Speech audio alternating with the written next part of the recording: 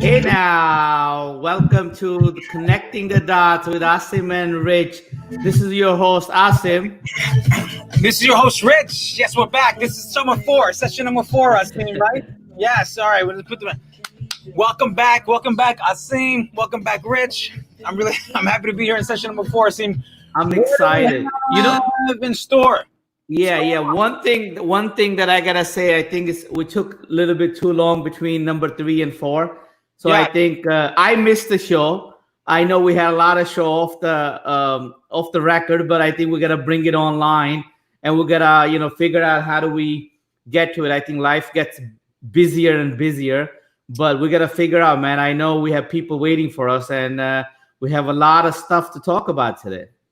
Okay. That's a lot. Look, I, I'm gonna say that I wanted to be here. I've been readily available, but it just hasn't happened. So that's my professional political way of saying like not my fault. I'm always here. I'm always here for the audience. And actually, we have to do this, Sima. We have to open up, I think, our YouTube channel so that people can request shows on demand. What do you think of that? And so I think it's a great idea. We I think it's a great idea. We can definitely do on demand. But right now we are asking people to send us an email if there are certain topics around technology, risk, cyber, career, or I would also add one more thing, which is recent event, because a lot of stuff happening. But as long as we can connect the dot and we can talk about the impact on the career of the technology, risk, and cyber folks, I think that'll be a great idea. So today, what I was thinking, we'll talk a little bit about risk. I know there's a few things you wanted to talk about. Maybe we'll get to some news later. We also have a surprise guest coming on the show. So I think today we have a full schedule. Who's this guest?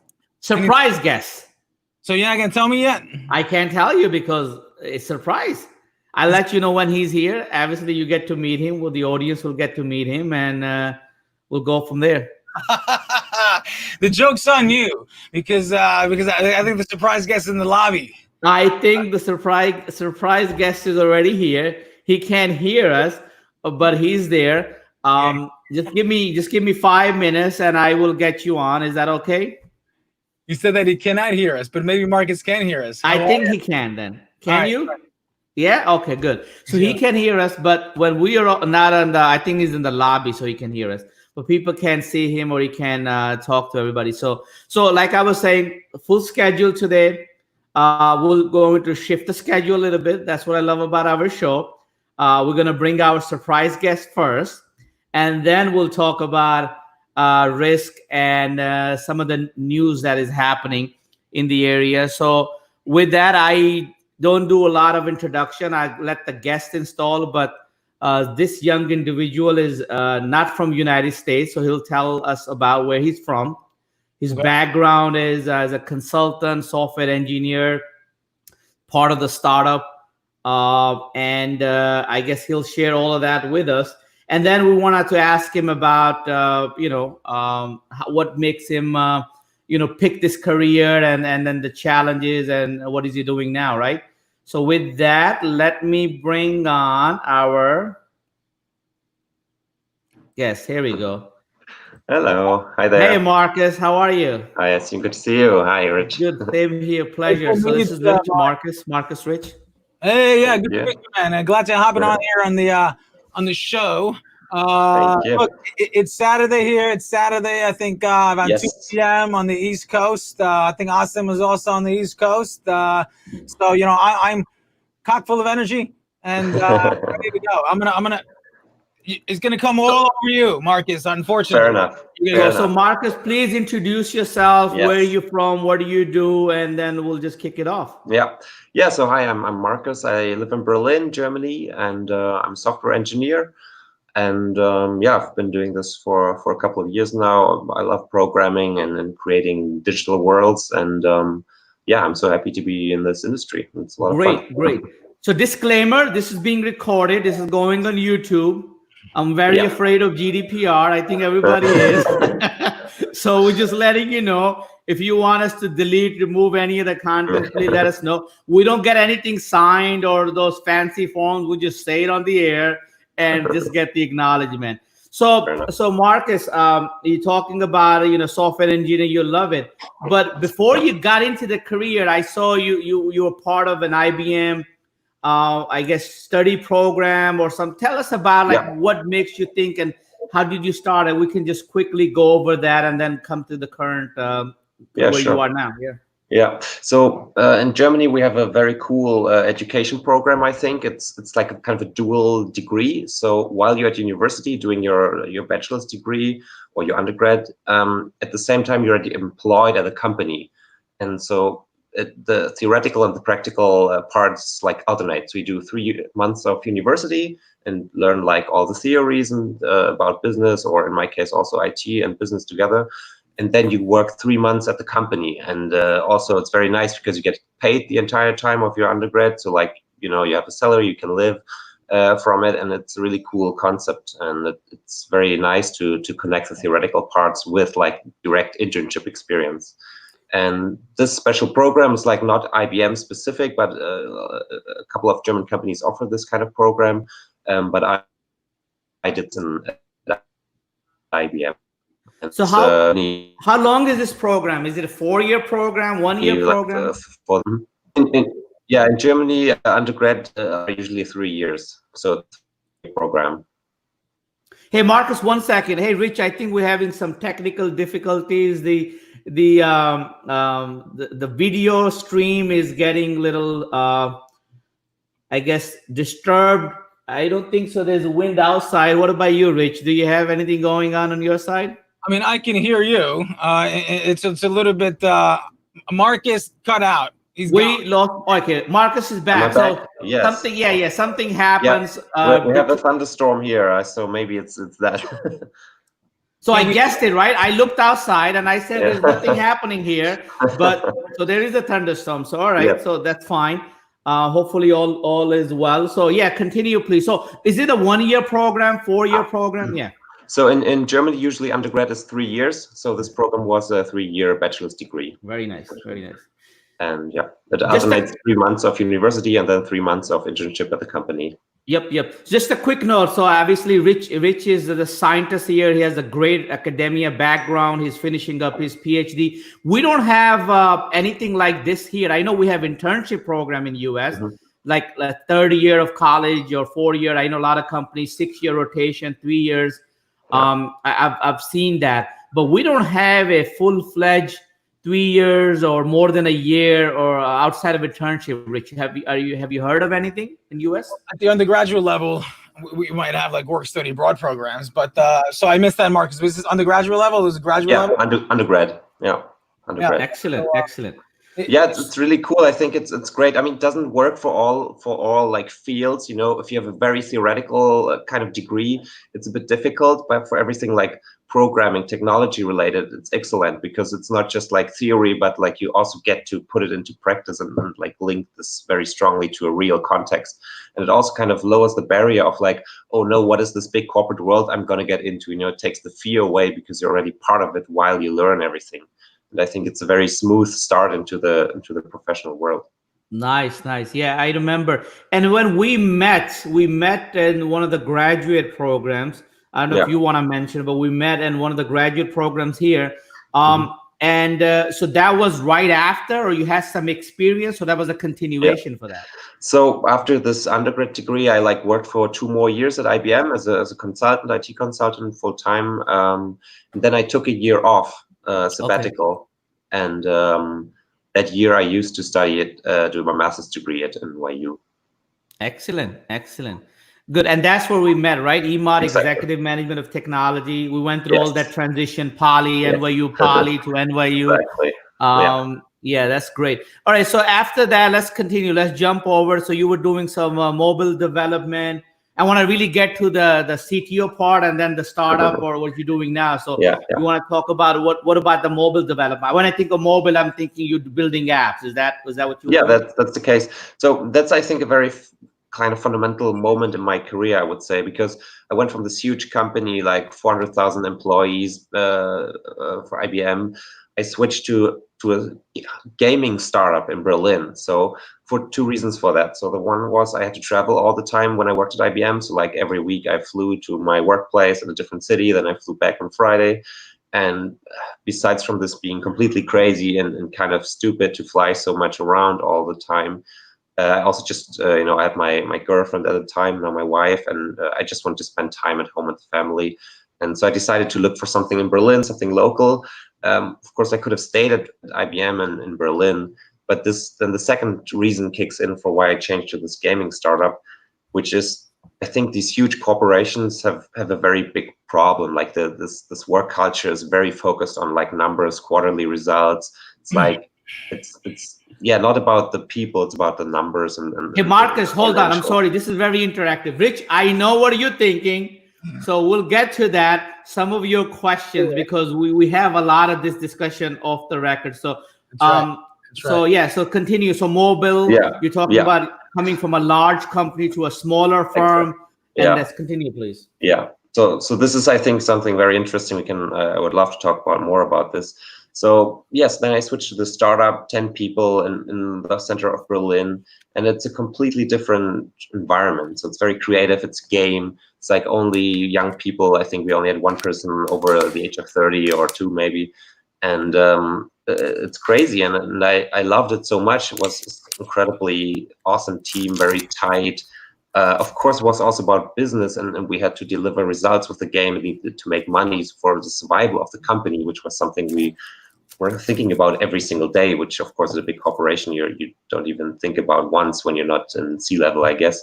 And yeah, that's where I spent another 2 years, I think, roughly. And this is where I started as a senior developer there, and then I kind of grew into a CTO position. And unfortunately, the company went bankrupt. So that's like another, typical, yeah. And you had nothing to do with it, right? The bankruptcy part? Well, in a way, I mean, it's not my fault in the sense, but I tried to, like, I was part of like the. Of course, I'm kidding. Yeah, CEO, absolutely. No, that's cool. No, but the CEO kind of stepped down in a way, and like I tried to fill with another colleague this gap of like securing funding for the next, to survive the next years, and we failed, and the company went bankrupt. Like the team dissolved. Spread out through the world. Yeah, so we have a small business organization in the United States. I think SMB they call it, because based on there's like 5 top reasons or 3 top reasons that business go out of business, regardless what size. And one of them is money, experience, team, right? These are obvious reasons. And it looks like it's around 3 years, approximately 3.5 years when it happened. Okay, but you had great experience. You were in that the technology. So did you, what was the difference between a coder or a senior coder and now all of a sudden you're a CTO? Yeah, it was kind of a gradual change in a way. So like I started as a programmer, and I also had to get into the tech first because it wasn't a new technology that I haven't used that much before. But slowly, and I took over more like a team project lead and coordinated tasks, and so it was kind of a natural development. And then like one day the CEO asked me if I want to take over his position because he wanted to stop. And I rejected it at first because I thought this was not something I really wanted to do. But then like with him being less and less involved, like eventually the company got worse and worse, like financially. And so like I kind of had to step in, and I shared that burden, let's say, with another colleague. And yeah, we tried to get around there. And so I kind of grew into this like team lead, but then going from team lead to like company lead is a big step. So it's like a lot of administrative tasks, but also like you have this burden of like the survival of your entire staff, And, so yeah, having that pressure of a C-level position, regardless of the size of the company, what you're sharing. And I think viewers should know this is sometimes early part of our career, we want to be a managers, or we want to lead the team, or we quickly want to just jump into the management position. But it's not easy. It's what you do. It's now your team you're responsible for, and you have other responsibilities. So make sure that when you wish for that, make sure you take, you think you're ready, and go through some of that, analysis of your own, if you can do this. So now that brings it on what you've been doing for last 3 years, right? So yeah. What Yeah. is that, a startup, or what is that? I couldn't really get from our conversation. Yeah, it's not really a startup. It's a relatively small company, which is kind of a sister with a different company. So overall, we're like 50 people, and I develop interactive applications. So like I kind of went back from this senior position into a pure development position, and yeah, what I do there is like develop interactive applications. So this company is working with huge touch tables, and you can put like objects on the table, and then like we can bring these objects with software to life. So let's say you take your product, let's say this glass of water on the touch screen, we know where it is, and then we can like show content around this water, like I don't know, what are the ingredients, where does Can it I come name from? my water like Asim glass or something? I've seen something on Google Table years ago. I don't know what happened to that product. Something similar. I don't know that particular project, but yeah, essentially it's like you put specific objects on the table, and we can bring them to life. And it's used a lot in trade shows, or like also sales promotions. Museums use it, and it's a very nice, playful, interactive way of conveying information. And from a risk perspective, Rich, I think this has a link to IoT, right? So obviously, when you are connecting the dots or you're connecting these products, so they has to have an IP, some sort of a Wi-Fi cellular connection, and then that's how you do it, right? So it's all IoT related impact as well. Maybe in the broader sense. So the objects itself, we try to keep them as simple as possible. We recently introduced very small transparent tags, so we cannot detect arbitrary objects. We need to tag them first, Okay. and we get really small and simple with the tagging. And now we have transparent, super thin, like little pieces of plastic that you can attach to any object, and then we can detect them.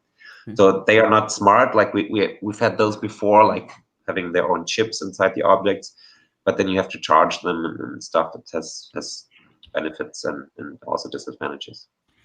Great. I think yeah, it's fascinating, and I really I did not know actually that program you talked about. I think that really help. I think we need somebody. I don't know if we have in states, but definitely it's a great thing that you were able to be part of that program, and not you only got working experience, you got so much, I guess, different experiences going through the program, right? So that's really good. Rich, Yes, I'm still here.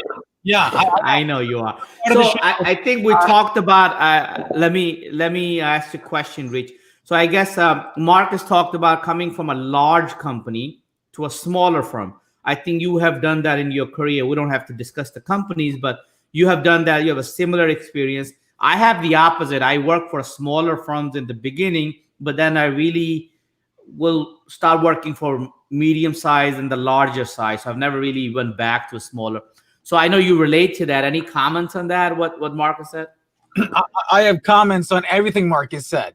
Okay. That particular point, the spot's on me. So, so Marcus, before we get off this, because it really probably is the most important thing you said, and I'm gonna ask you just a question. Can you just describe again, like how do you, why do we have tables and chairs on the website of Interactive? Like, how does this work again? The overlay of tagging like physical objects in like a video, is that how the technology? So I'm confused, but I like that your brow's going up and down. So I'm looking at your website. I see multi-touch tables with Yes. object detection. Can you describe that? It's really cool. Yeah, it's awesome. It's a lot of fun. So essentially, we put a little plastic tag, let's say like a little chip, a plastic chip, onto an object. Let's say, I don't know, let's use a smartphone, for example. We tag it on the back. Yeah. We can put it on the display, and then we know position and rotation of this object. And since it's a display, we can now create really cool interactive experiences. So we can like show videos around the object. We can bring it to life. We can let the user interact with like, the display that's reacting to the specific object you put on top. So let's say you take a shelf, a shoe off a shelf, put it on the display. You can see, okay, which sizes are available, or maybe you order it to your home. It's like a lot of context, or a lot of applications that come from that interaction. Yeah. In a very naive, like I know nothing way, but as an analogy, can you compare that to like the Instagram funny things that people put on their faces, or like a green screen technology? It's not related, but it sort of is. You're putting a physical marker on a physical object, and that gives you 100% capability to track it. But can you compare like maybe to those other technologies that don't require that? Yeah. Yeah. I mean, yeah, I guess you could kind of compare it with augmented reality in a way where you put something physical and enhance it virtually and like add additional layers of information or visuals. And in that sense, yeah, I guess it could be compared, although it has a very different focus because our focus is usually the conveying information or like product info, while a lot of these AR apps are just entertainment usually. Like there's no business purpose of like, you know, making your eyes look like a cat's. So this is getting really fascinating, and it's not scratching the surface. So Asim, I gotta keep hammering Marcus. What if we put a couple of these on our bodies during the podcast? So then it could be an interactive podcast generally, and we could control with software and do some interesting things maybe with the audience. Like, is this a possibility? Because you mentioned like augmented reality, virtual reality, and I'm thinking, so during a game, because the object is physically tagged, right? Or you're making like the physical reality kind of open to somebody on the other side of the world, and they now can interact with it virtually because it's just a really amazing, really cool thing. Because I used to be a gamer, and then I quit because I you know, you start to just motor coordination. You think so as a former gamer, I'm thinking, is this really one of the visions, like a brand new space and gaming? Or so please. I think the focus is not really about connecting people across the world. I think there are better tools for that. The focus is quite the opposite. It's more like bringing people together to a physical table as they would be in like a meeting room or like in a sales dialogue in a store, and like having a digital presentation, but instead of like, okay, this is my PowerPoint presentation, I'm talking to you and you listen, it's like, okay, we can both interact with physical objects on a common, you know, shared screen, because it's not like on the wall, it's physically, it replaces our table and everyone can interact with it from different sides. And so it's more about bringing people physically together into one place, but still have the benefits of a digital surface. And that's actually a problem right now in Corona times. That's like, it's the opposite of what we need right now, which is why Corona hit our company very hard. And, so if we wanted to share a table, you would need a physical tag on your table somewhere. I put one on mine. Asim puts one on his, and our 3 physical tables are kind of now connected with your. That's a possible extension, but it's not what we did so far. So I think it's cool. Please, Asim. Yeah, this is. No, I was gonna say, I think the business model that the companies, it's very focused, right? It's specific. I know the stuff that you mentioned, we might be able to use or leverage this technology into the other. But Marcus, I want to kind of shift. So last 3-4 months, I know it's really tough, pretty much everybody in the world with the COVID-19. A lot of business strategy, the workplace strategy. I mean, there's a lot of strategy that are kind of shifted 360, right? So from this perspective, this was focused on, like you said, physical in the room, using objects. Do you see this going into more virtual, like some of the things I guess Rich talked about? Because any of that discussion happening, and you don't have to share what's not public, but what of your idea, generally speaking, because anybody who's focusing in, let's say, meeting room, right? Physical meeting room. What was the company name we have in?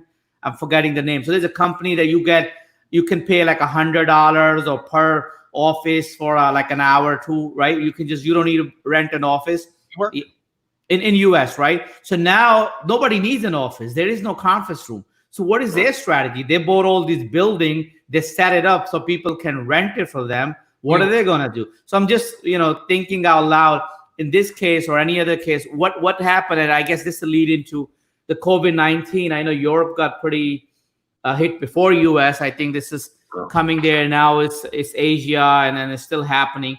So what are your learning experience from this? How did the work environment change or anything like that? Yeah. I mean, we definitely see that our clients want to shift or like need to shift more to like virtual stuff. We had a lot more virtual, meetings and things like that. But I don't think that, I think that's just temporary. So I don't think you can really, or it's very, let's say it's very difficult to build relationships with new humans, new human relationships completely virtually. It's very difficult because you lack like a lot of the physical feedback and body language and stuff like that. So I don't think it'll replace it long term. What I do think, what I see, or what many companies see is that people can work remotely, that this can work. If you have a team that knows each other, I think they become more open to this. And we saw it, I think Twitter or Facebook mentioned that they want to keep a more open home office policy. And I think that that's a very great result of this crisis. And I think this benefits a lot of families, when people can work from home and also, I don't know, take care of their kids maybe, or I don't know, are more flexible in the times they use to work. I think that's a great result of this. But I don't really see that like long term we'll shift to a completely virtual work environment on a large scale. I think there will be jobs who do this already. There are jobs or like people who've done this for the last 10 years, like freelance web developers or stuff. They work from, I don't know, some beach and they can do this as an individual because they get like the client tells them what to do, they do it, and then they do iterations and then it's done. But I think for like okay, that's my simplified view of not being a web developer, clearly. But I think as soon as you have more complex tasks that require a team of more people with different skill sets, it's going to be very difficult to do this completely virtually, regardless of the tech. Appreciate it. Sorry for interrupting. Marcus, I tend to smile randomly. Sometimes that has nothing to do with what you're saying. Don't take it the wrong way. I have multiple thoughts in my head. I tried to preface my, forget the word, with saying it's a Saturday show. I'm generally like this at all times. So don't take it the wrong way. And his job is to keep me at bay. And we're about 27 minutes strong here. I've been kept at bay, but I'm dying inside. I want to dive into what's on the screen. Asim can see it. He probably hasn't read it, and he's probably now afraid to read it.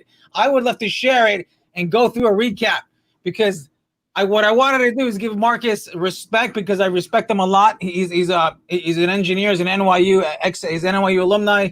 I quickly looked at your LinkedIn profile, Marcus, and I was like, okay, he's a developer. You're a lot more than a developer. You are innovating. You are innovating. I'm envious, and it's a great story to hear because you were able to make a transition into having a job that's personally rewarding at such an early age because you're doing something real. And one of the things that we're trying to do with this podcast is really, we want younger folks to be like you, become like you, give you the ability to explore and have a job in technology, sort of avoid the pitfalls of the monotonous 9 to 5 that a lot of people maybe go into. And even when they graduate, the selection at the United States may not be that ripe for that type of innovation. It's a struggle to become an innovation engineer.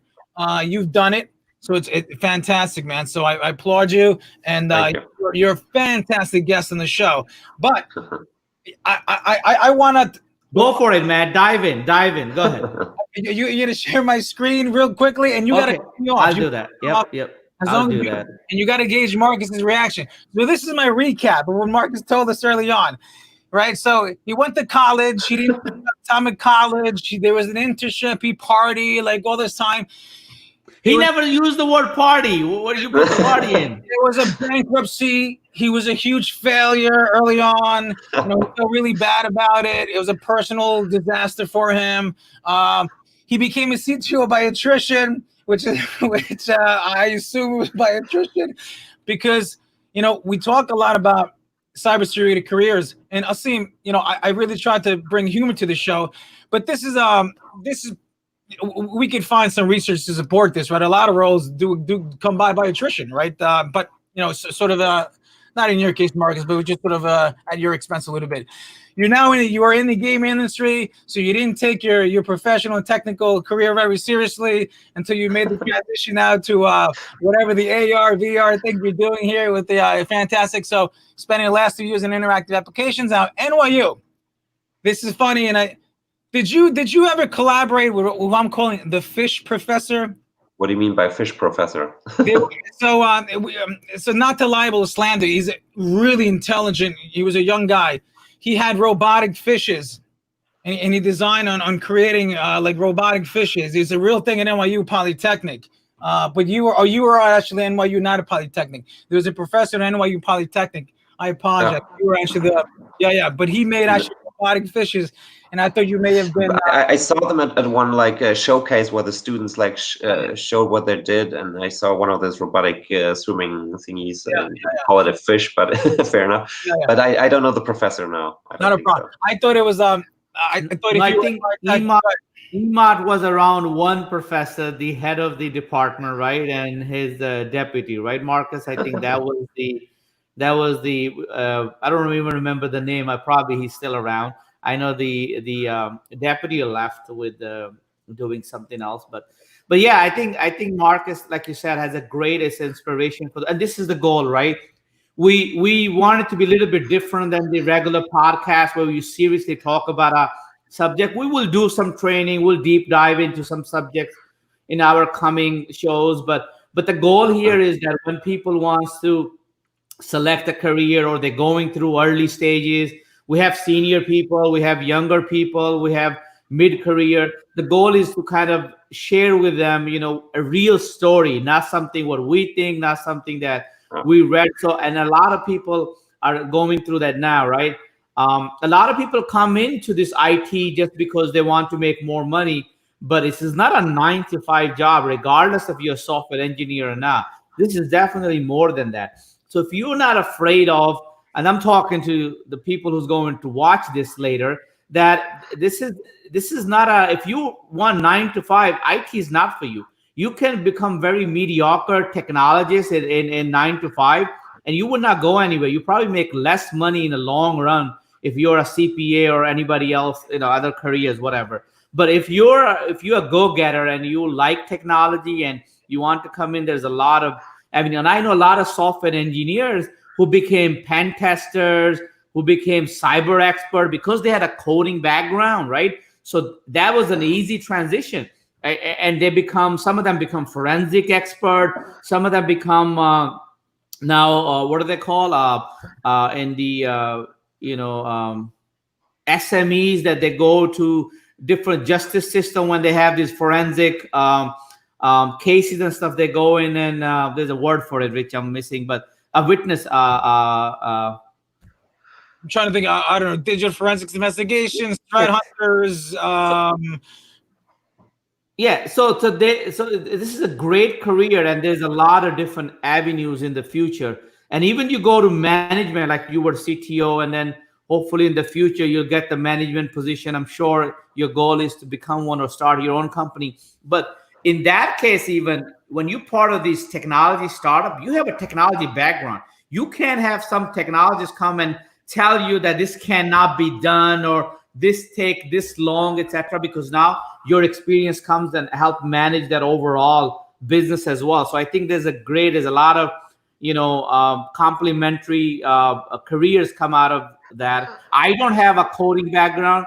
I came from a networking background, but I was able to transit into compliance and audit, and then finally to cybersecurity and risk. But I think software coder has a lot more flexibility to do that. Great. Anything else, Rich? What else you want to ask? I was going to ask him true or false, but yeah, everything I said is almost all false, but except for the part that you're doing really cool shizit right now. So it's really it's awesome, man. I love it. I would ask you random questions, but we got to keep we got to keep this more of an interactive, bigger for the audience type of because the rest I'd ask you for thoughts on what do you think about risk? What do you think about cybersecurity? Because thoughts on that maybe. Fair enough. So Yeah. So in general, like I have to say, this is not my area of interest. I have to say. So like Yeah. I come from a from very visual perspective. I like the playful. Like I like games. I like playful interactions. I like the front end. I started at IBM with a back end development, and I quickly realized front end is much more my my passion. I just love to to create these worlds and fun. And so the cybersecurity and risk for me is like kind of a, all right, it has to be done, like we have to take care of it, it needs to be secure, but it's not something I'm very passionate about. Okay. And Yeah. but I think that's also an important like learning when you choose your career. I think there's probably a lot of jobs that make a lot of money, like I don't know, maybe data scientists or like specific fields. And but I think that the money shouldn't be the main focus. I think you should apply for something that you're really into and that you're passionate about. And there's always a way to grow in that specific area and also earn more money over time. I think if you just go for the one that makes the most money, maybe you earn the most money, but I don't think you'll lead the happiest life. And, Yeah.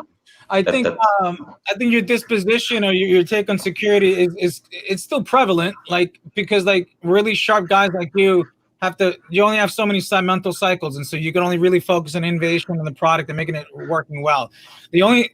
There's an adage though that I'll give you the adage, and I think it's an adage. Please. If you want to really understand how a system works, break it. So, but that's to sort of inspire you a little bit to like the security and risk. So, as you're building out your product and application, as let's say the CTO, yeah, you think you know how it works until it breaks, right? And so that's the whole security thing, and like that's why. Yeah, it's a one perspective.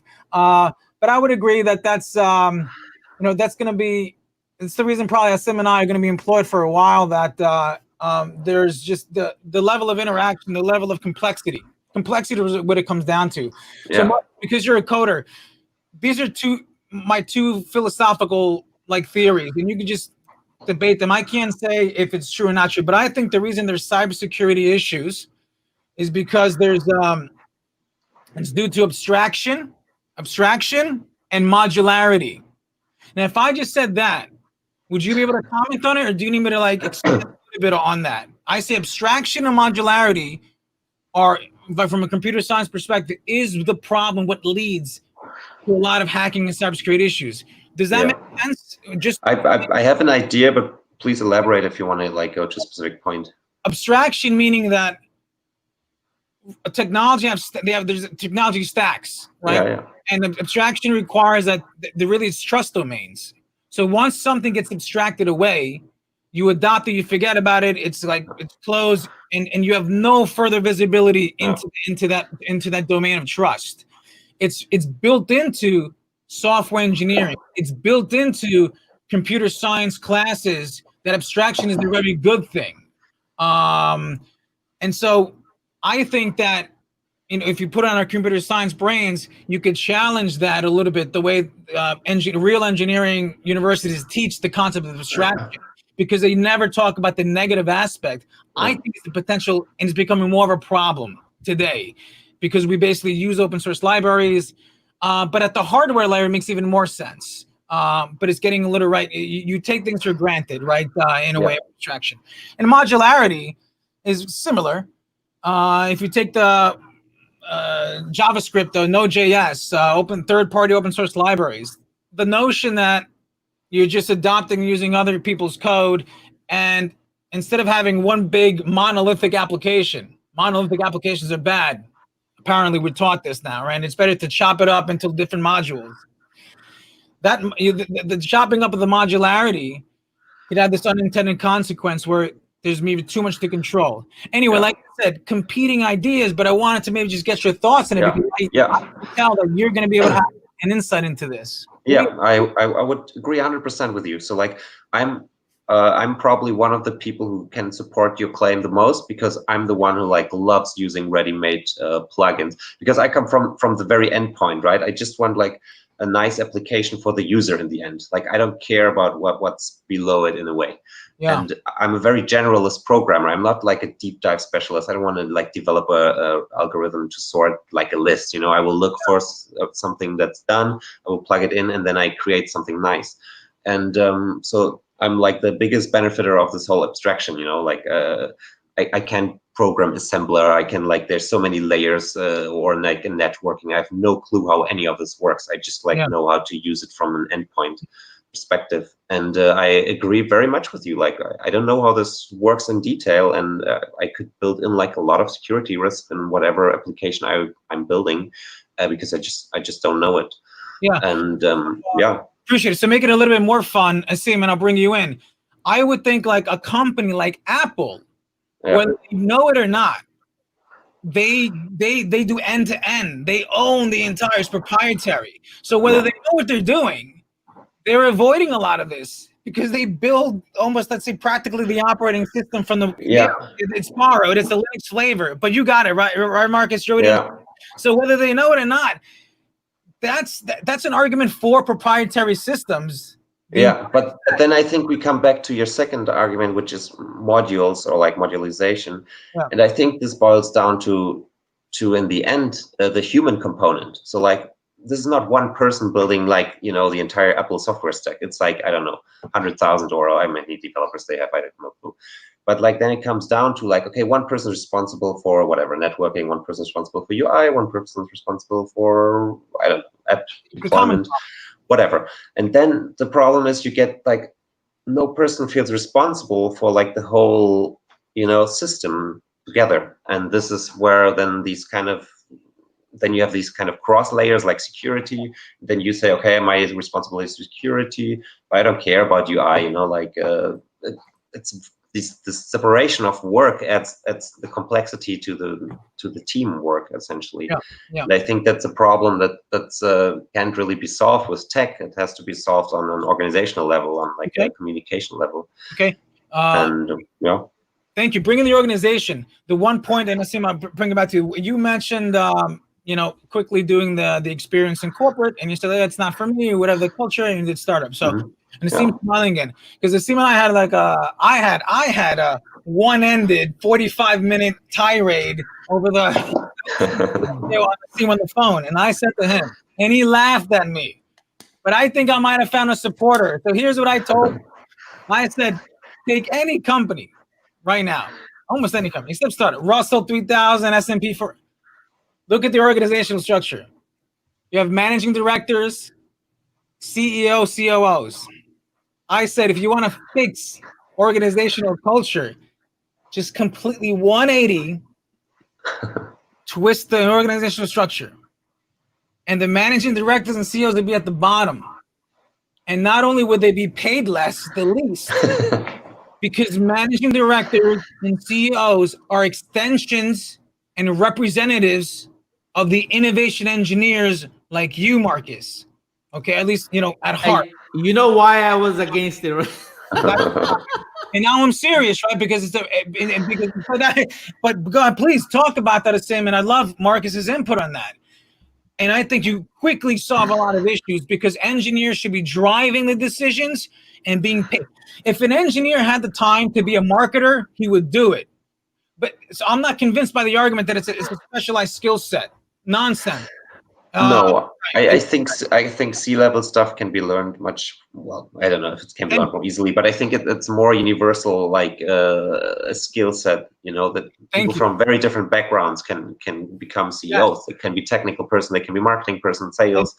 I don't know. I think there's you need certain human traits, but like your technical or like your skill set background is, I think, very diverse and has different benefits of coming from different backgrounds. Yeah, I mean, go ahead. Yeah. Finish your thought. Yeah, so I mean, just like from my experience with the startup, like kind of moving into this position more or less involuntarily, I see why CEOs or C-level suite also have these higher amounts of payment, and because there's a lot of burden, and also like you need to have a lot of strategic sight. And I see this also in like moving through these companies, and I've worked now with different CEOs, and I always see like they have kind of a common trait. They don't care about details, and they are like very crazy strategic. They think like, okay, in 10 years the company is going to be there. I don't care how you solve your security problem right now. I just want to go there, and we're going to have 10 million revenue, whatever. And I think you need this. I think you can't, if you come from the technical perspective and think like, oh, we need to, renew our SSL certificate to be like, I don't know, have a trustful system, then you're not going to build a company like Amazon. You need to have the strategic side and perspective to lead a company. And I think regardless of payment, you need these kind of people to lead the company, and like kind of the rest has to trot behind them and see how to actually implement it and make it real. And I think that's, for me, that's also a fun challenge to like have my crazy CEO with the crazy ideas, and then like see, okay, what can I actually do with the tech that's available today, and whatnot. Okay. So you're thank you. And so very, very like-minded people at some point think alike. And Marcus, you started to answer the question I was going to answer you. So you're comfortable with at least a handful of visionaries at the company basically saying, hey, let's do this, some crazy idea and technology, we can or we can't. You're comfortable with that. Okay. Yeah, I think that's the only way it can work. Or the only way to become a significant company. I mean, there are small companies where this works differently, maybe, but to build something like Amazon, you have to be crazy. You have to think about flying drones and taxis and like revolutionizing the whole internet and shooting satellites to space, where maybe you and I would think like, let's not talk about satellites. Let's think about how we order or fulfill our next order tomorrow. But okay. I think that's Sure. Asim, you can plug in. So I think I can settle on the fact that intuition, creativity, and vision maybe is also something that is valuable. It could be unique and maybe hard to find. Okay, maybe I think Marcus is just a rare find where you're well-rounded and you can play both roles now, and you're doing it right. I think as an engineer, man, you have the vision and you're going to engineer yourself, but you're a rare find. So in that situation, and I think you can see both sides. So at least you appreciate both ends of it. I'm obviously very biased. I think most engineers are exactly like Marcus, that they have the vision too, and that Marcus just needs to hire a CEO to help him. He doesn't need the CEO to tell him what to do. But so I think, what I think is what you said. I think, Rich, what I said to him, Marcus, is that we can't flip the structure, but we can definitely create a hybrid model. And I think you brought up another good point that maybe it's different model for smaller team, medium size, and larger companies. I mean, it's not a skill set you can learn overnight to become a CEO and managing 10,000 people under you. I mean, yes, 50, 100, 200, you can put anybody there. But I guarantee you that if that person has no management experience, you can bring down the company. There's a joke, right? I can show you how to become a, millionaire by investing. You give me your, $1 billion or 100 million or whatever, I can make sure that within a month I'll make it $1 million because I'll lose all the money, right? So it's about that. And you brought up another thing. If you ask 100 people, and we can start this for a show. We had like a Family Feud, but at a risk version. If you had 100 people, 100 software engineer, would you like to lead a company one day? What is your response? Would you like to be CTO, CEO? You'll be surprised how many people will say no. Okay. Because it's I'm talking about, we can get that data. We can actually do that. That's a good thing, right? So what I'm saying is, even though anybody can be CEO, manager, yes, but that responsibility, that position comes with a responsibility such as strategic decision making, and then everybody rely on you, right? For example, in US, the COVID-19 challenge in financial industry, leaders of the financial industry or the big banks, whatever you want to call them, said we're not going to lay off people, but till I don't know what the date is, but this year or maybe end of next year or whatever. This is whatever the math behind it, whatever the strategic decision for a people. It's a leadership decision. It's not business decision. They say we're not just not gonna lay off people like that, because why? It's very sensitive, right? So these are decisions like these are very, very important. Go ahead, Rich. Thank you. And then we'll take Marcus's last word. Uh-huh. Yeah, so Marcus, I'm a little bit of a maybe mad scientist, but I get nothing done, right? It's a pinball in my head. But as a mad scientist, I think I know fundamentals. And Asim, when you ask the engineers, would you want to lead a company? It has to be asked in a very certain way, because there's psychological reasons and there's survey research on how to ask a question. Now, if you ask those engineers this way, now listen, please, you're gonna get $10 million. You can hire anyone you want. You can manage any way you want. You can have every decision you like.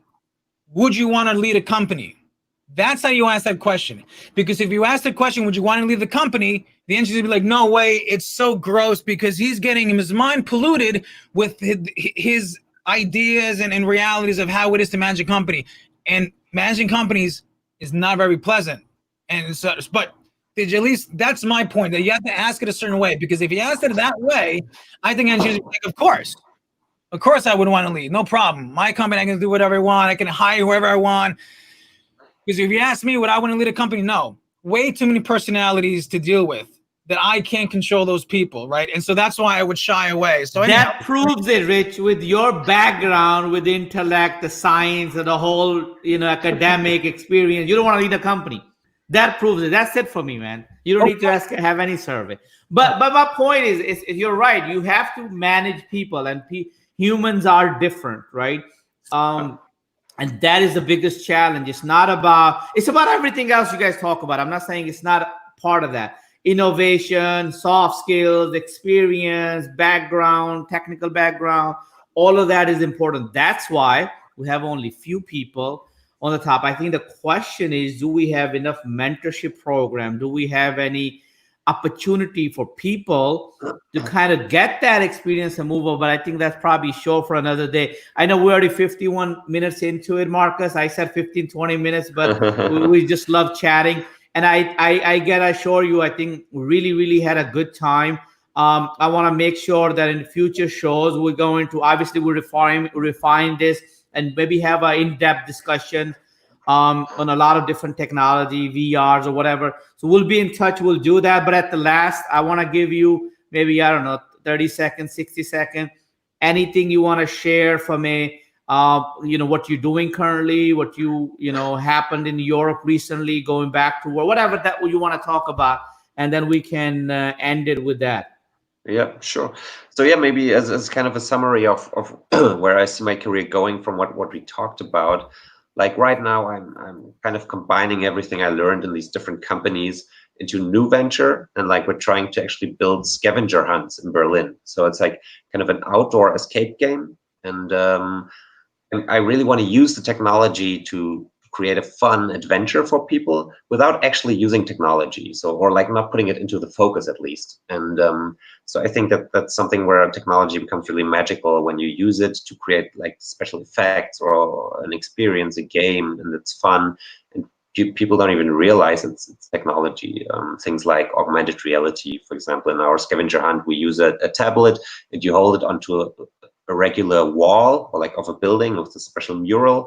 You hold it on top of the mural and you see suddenly become this mural to life, and it's kind of giving you clues for a puzzle. And that's what I love about technology, that you don't really need to use it just as tech, but as a tool, and kind of put the technology itself in the background.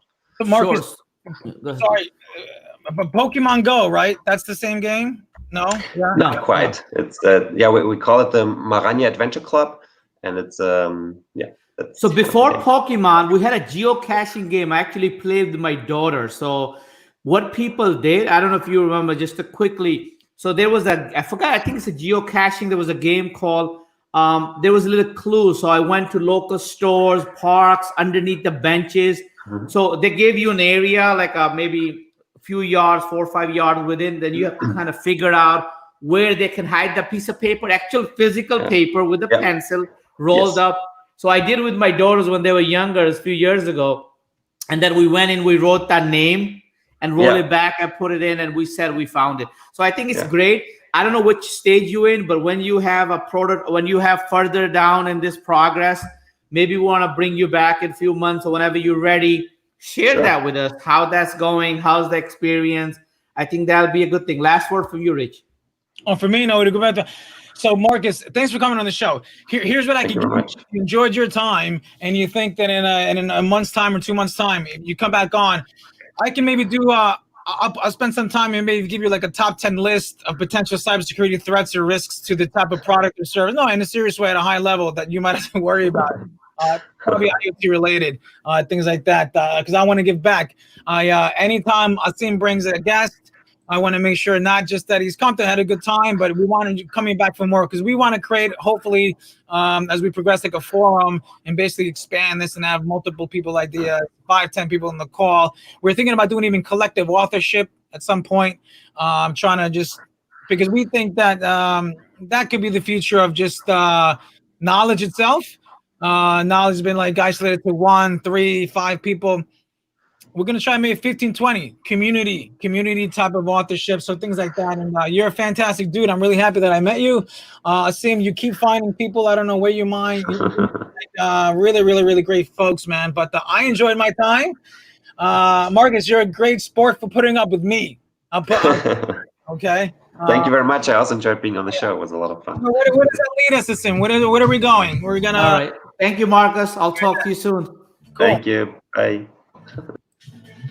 That was great, man. I really enjoyed him. Show number 4. Thoughts?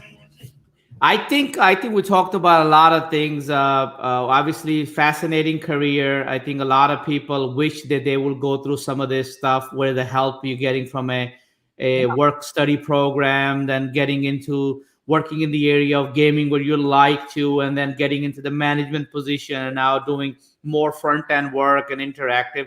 I think it's a dream come true for anybody who has passion. Look, like Marcus definitely showed passion, excitement, what he's doing. I think that's the key, right? And our message I think Marcus said it, right? It's really about, getting into a field that you like, you enjoy.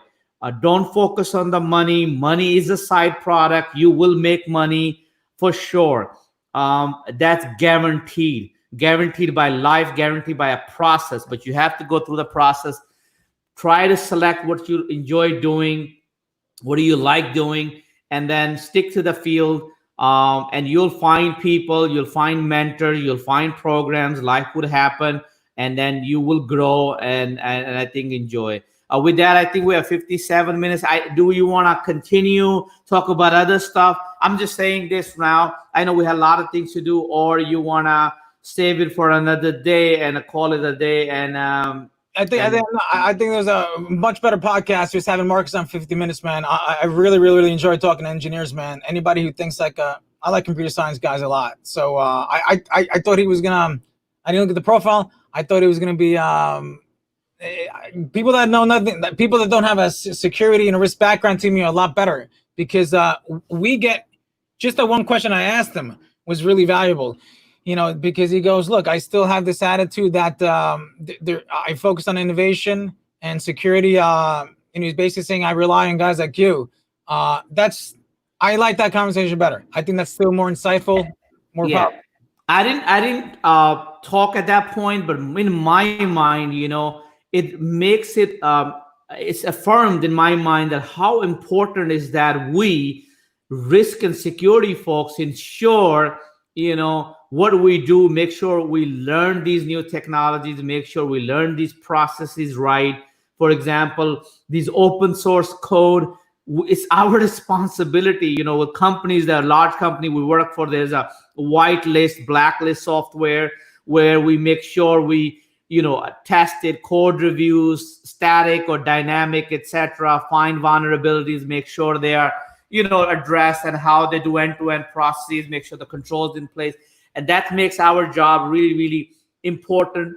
And we need to make sure that, because he's right. At the end of the day, he wants to deliver, or he has to deliver a innovative, a very, user-friendly app. And that's where we come into play. And what people like us, what we do. to add value from a business perspective. It's a lot of stress. It's a lot of pressure you're putting on us. You really are, Asim. I mean, I'm not going to disagree with you right now, but that's a lot of a burden. Hence, maybe, this is It is. It is, but if you enjoy it, like when I put my name on an assessment or whatever I do, I said, okay, this is good to go, or this is what we identify. I feel comfortable. Hey, we highlighted what we think the risk at that point, because you can only do a assessment or opinion at that point, right? It could change a few minutes later, right, with the new vulnerability, new update, etc. So I think it's important, and management knows that. But I think we have a lot of other things we want to talk about. Or no, we're gonna cut it. It's like 4, 3. This is 60 minutes. All right. I think we won out. So guys, we had fun today. Hopefully you enjoyed it. We'll see you in the next show, Rich. Sounds awesome. Thanks, Asim. We just broke an hour. First time. Yep. Appreciate it. Later.